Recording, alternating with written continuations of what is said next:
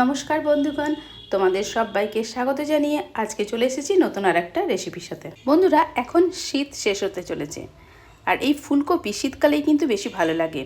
তাই বন্ধুরা, শীত চলে যাওয়ার সাথে সাথেই এই ফুলকপিও শেষ হতে চলেছে। তাই সেই ফুলকপি শেষ হওয়ার আগেই এই রেসিপিটা যদি বানিয়ে তোমরা একবার খাও, আমি গ্যারেন্টি দিয়ে বলতে পারি তোমাদের এই রেসিপিটা তোমাদের মুখে লেগে থাকবে। আর এই রেসিপিটা তোমরা গরম গরম ভাতের সাথে যেমন ভালো লাগবে, তেমনি লুচি পরোটা রুটির সাথে একদম জমে যাবে। এই মজাদার ফুলকপির রেসিপিটা বানানো কিন্তু খুবই সহজ, একদম নতুন প্রসেসে তোমাদের সামনে বানাতে চলেছি। তো তোমরা মন দিয়ে দেখতে থাকো। প্রথমেই কিন্তু একটা ফুলকপি নিয়ে নিয়েছি। বাজার থেকে ফুলকপি আনার পর সাথে সাথে আমি ধুয়ে ফেলি, তারপরে জল ঝরিয়ে এই ডাঁটাগুলোকে ছাড়িয়ে ফেললাম। এবারে ফুলকপিটা চটপট কেটে নেব। তবে রান্নাটা কিন্তু কাটার ওপরও কিন্তু অনেকটাই ডিপেন্ড করে, সেই জন্য আমি রান্নার সাথে সাথে তোমাদের কাটিংয়ের ভিডিওটা দেখাতে থাকি। তো ফুলকপিগুলো দেখতে পাচ্ছ, বেশ জমাট ফুলকপিটা রয়েছে। ফুলকপিটার ফুলগুলোকে এইভাবে আস্তে আস্তে টোটালি কেটে নিচ্ছি। তবে আজকে যে রেসিপিটা বানাচ্ছি তাতে কিন্তু ফুলকপিগুলো একটু বড় বড় রাখতে হবে। সেই জন্য বন্ধুরা চেষ্টা করবে এরকম জমাট ফুলকপি কেনার, তাহলে পরে এই রেসিপিটা দুর্দান্ত হবে। এরকম বড় বড় করে ফুলকপিগুলো দেখতেই পাচ্ছ কেটে নিয়েছি। এবার দেখো, ফুলকপিটা অবশ্যই কেটে নেওয়ার পর ভালো করে বেছে নেবে যাতে পোকা না থাকে। পোকা থাকলে কিন্তু সেই ফুলকপি খেতে মোটেও ভালো লাগে না। তো দেখো, ভালো করে চেক করে নিয়েছি। এখন দেখো, ফুলকপিগুলো কেটে নিচ্ছি। এইভাবে হাফ করে টুকরো করে নিচ্ছি। এই হাফ করে করে প্রত্যেকটা ফুলগুলোকে হাফ করে নেব। তো ফুলকপিগুলো হাফ করে কেটে নেওয়া আমার একদম কমপ্লিট হয়ে গেছে। বেশ বড় বড় ঠিক করে ফুলকপিগুলো কেটে নিয়েছি। এবার দেখো, একটা পাত্রে আমি ফুলকপিগুলো নিয়ে নিয়েছি। তার ভেতরে দিয়ে দিলাম 1 চামচ পরিমাণে হলুদ গুঁড়ো, আর দিয়ে দিচ্ছি অল্প একটু নুন, আর তার সাথে দিচ্ছি টক দই, ঘরে পাতার টক দই 2 চামচ পরিমাণের টক দই দিয়ে দিলাম। আর দিচ্ছি জিরে গুঁড়ো 1/2 চামচ পরিমাণের, আর 1/2 চামচ পরিমাণের দিয়ে দিচ্ছি ধনে গুঁড়ো। তো এই সব মশলাগুলো দিলে টেস্ট কিন্তু অসাধারণ লাগে। তার সাথে আমি দিয়ে দিচ্ছি গোলমরিচের গুঁড়ো। চাইলে তোমরা কাঁচা লঙ্কার বাটা বা লঙ্কার গুঁড়ো এখানে অ্যাড করতে পারো। তারপরে আমি এখানে দিচ্ছি কাশ্মীরি লাল লঙ্কার গুঁড়ো। তো কালারটা বেশ সুন্দর হবে রেসিপিটা বানালে, তার জন্য আমি ভরে ভরে 1 চামচ কাশ্মীরি লাল লঙ্কার গুঁড়ো দিয়ে দিলাম। এবারে চালাবো হাতের ভালোবাসা। এবার দেখো, ভালো করে ফুলকপিগুলোকে হাত দিয়ে বেশ ভালো করে মশলাগুলোকে মাখিয়ে নেব। তবে এটা কিন্তু ভীষণ ইম্পর্ট্যান্ট, ভালো করে মশলাগুলো যাতে মেখে যায় সেদিকে কিন্তু ধ্যান রাখতে হবে, তবেই না ফুলকপিগুলো খেতে মজাদার লাগবে। এবার দেখো, ফুলকপিগুলো খুব সুন্দর করে আমি মাখিয়ে নিয়েছি। এইরকম চারিদিকে যাতে মশলা লেগে যায় সেই মতন করে মাখিয়ে নিয়ে একটা পাত্রে আমি তুলে নিয়েছি। এবার আমি এটাকে ঢেকে আমি রেখে দেবো ঘন্টা 2-এর জন্য। ততক্ষণে কিন্তু এই ফুলকপিগুলো একদম মজে টইটম্বুর হয়ে যাবে। তারপর আমি 2 ঘন্টা পর ফিরে আসছি রেসিপি নিয়ে। এবার আমি উনান জ্বালিয়ে দিয়েছি। উনানে একটা কড়াই বসিয়ে দিয়েছি। কড়াই দিয়ে দিয়েছি সাদা তেল। এখানে চাইলে তোমরা বাটারও ব্যবহার করতে পারো, আমি অর্ধেকটা বাটারও দিয়েছি এর ভেতরে। তারপরে এই ফুলকপিগুলো দিয়ে দিচ্ছি। 2 ঘন্টা পর ফুলকপিগুলো বেশ একটু নরমও হয়েছে। ফুলকপিগুলো এখন তেলে দিয়ে একটু ভালো করে ভেজে নেব, মানে কষিয়ে নেব আর কি। তো এই ক্ষেত্রে আমি গ্যাসের ফ্লেমকে মাঝারি একটু লো করে করে আমি এই ফুলকপিগুলো কষিয়ে নিচ্ছি। মাঝখানে ঢাকাও দিয়ে দিয়েছি। ঢাকা দিলে এই ফুলকপিগুলো একটু তাড়াতাড়ি সেদ্ধ হয়ে যাবে, কারণ শীত চলে যাওয়ার পর ফুলকপিগুলো দেখবে একটু শিটে টাইপের হয়ে যায়, তাড়াতাড়ি সেদ্ধ হতে চায় না। সেই জন্য সেই সময় এই রেসিপিটা বানাবে, দেখবে দুর্দান্ত লাগবে। সবাই কিন্তু এই রেসিপিটা খেয়ে তোমাদের নাম করবে। এখন দেখতেই পাচ্ছ ফুলকপিগুলো আমার কষে নেওয়া একদম কমপ্লিট হয়ে গেছে। তো এখন আমি কড়াই থেকে ফুলকপিগুলোকে আলাদা করে দিলাম। খুব সুন্দর করে লাল লাল করে কষে নিয়েছি। এরকম করে কষে নিতে হবে। এই দেখো, দেখতে পাচ্ছ কত সুন্দর করে কষে নেওয়া হয়েছে ফুলকপির ফুলগুলোকে।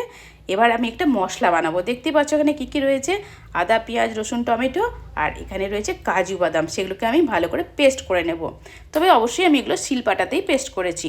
এখানে আমি দিয়ে দিলাম 1 চামচ পরিমাণের অলিভ অয়েল। তোমরা চাইলে তোমাদের পছন্দ মতন তেল দিয়েও কিন্তু এই রেসিপিটা বানিয়ে ফেলতে পারো।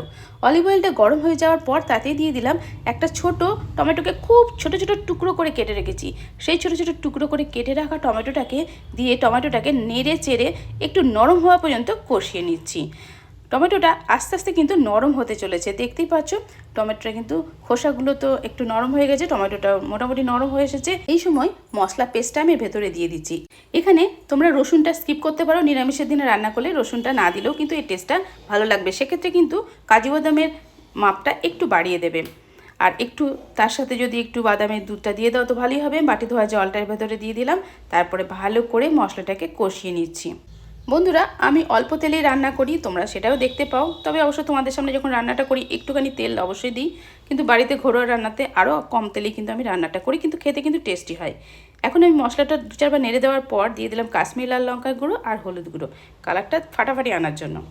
এবার এই দুটোকে দেওয়ার পরও কিন্তু খুব ভালো করে নেড়ে চেড়ে একটু কষিয়ে নিচ্ছি। তো কষতে গেলে একটু ধৈর্য ধরে তো করতেই হবে, কারণ কম তেলে যেহেতু রান্না হয়, সেক্ষেত্রে কিন্তু হাই ফ্লেম করে একদম কষিয়ে একদম তোমার মশলাকে পুড়িয়ে দিলে তো হবে না। ওই জন্য গ্যাসটাকে কমিয়ে একটু ধীরে সুস্থে সময় নিয়ে মশলাটা কষে নিলাম। মশলাটা কষে নেওয়া কমপ্লিট হয়ে গেছে, বেশ সুন্দর সেন্টও বেরোচ্ছে। সেই সময় ফুলকপিগুলো দিলাম ঢেলে। এবার দেখো 2-4 বার কিন্তু মশলার সাথে একটু মিশিয়ে নিচ্ছি, তাহলে ফুলকপির সাথে মশলার একটা বাইন্ডিং হয়ে যাবে। তারপর দিয়ে দিচ্ছি হালকা উষ্ণ গরম জল। অবশ্যই কিন্তু উষ্ণ জলটা ব্যবহার করবে, তাহলে কিন্তু রেসিপিটা বানাতে যেমন তাড়াতাড়ি হবে, তেমনি কিন্তু খেতেও কিন্তু টেস্টিও হয়। তো হালকা উষ্ণ গরম জল দিয়ে দিলাম, মোটামুটি বড় কাপের 1 কাপ পরিমাণের। এবার গ্রেভিটা তোমরা যেরকম চাইবে, চাইলে একটু বাড়িয়েও দিতে পারো বা কমও দিতে পারো। এবারে দিয়ে দিচ্ছি স্বাদ মতো নুন, আর অবশ্যই দিতে হবে সেটা হচ্ছে চিনি। তবে বন্ধুরা, চিনির পরিমাণটা একটু বেশি দিলে ভালো লাগবে, এটা একটু মিষ্টি মিষ্টি স্বাদে খেতে বেশি মজাদার লাগে। এবার আমি খুব ভালো করে নেড়ে চেড়ে দিলাম, তারপরে অল্প আরেকটু জলও আমি দিয়ে দিলাম। এবার কিন্তু ঢাকা দিয়ে দেবো, কারণ ঢাকা দিয়ে আরেকটু সেদ্ধ করে নিতে হবে, ডাঁটাগুলো একটু শক্ত রয়েছে। ঢাকা দিয়ে গ্যাসের ফ্লেমকে কমিয়ে দিয়ে আমি রেখে দিয়েছি 5 থেকে 7 মিনিট। 5-7 মিনিটের মধ্যে দেখো বন্ধুরা কতটা চেঞ্জ হয়ে গেছে, দেখেই বুঝতে পারছো। একদম গ্রেভিটা অনেকটাই কমে গেছে, অনেকটাই জল দিয়েছিলাম, আর এগুলো কিন্তু এই যে সেদ্ধ হয়ে গেছে। তো এখন আমার এই ফুলকপির তরকারিটা অলরেডি প্রায় শেষের দিকে। এবার আমি কি কি জিনিস অ্যাড করছি সেটা দেখে নাও। এটা কিন্তু না দিলেই নয়, সেটা হচ্ছে গাওয়া ঘি। আর এই ঘিটা আমি নিজে বাড়িতেই তৈরি করেছি, সেই রেসিপিটাও তোমাদের খুব শিগগির দিয়ে দেবো। মানে দুধ থেকে কি করে ঘি তৈরি করতে হয়, একদম খুব কম সময়ের মধ্যে করবে, আর প্রচুর ঘি হবে। আর এবার দিয়ে দিলাম ধনেপাতা, অবশ্যই ধনেপাতা দিতে হবে, এখন ধনেপাতা প্রচুর পাওয়া যাচ্ছে।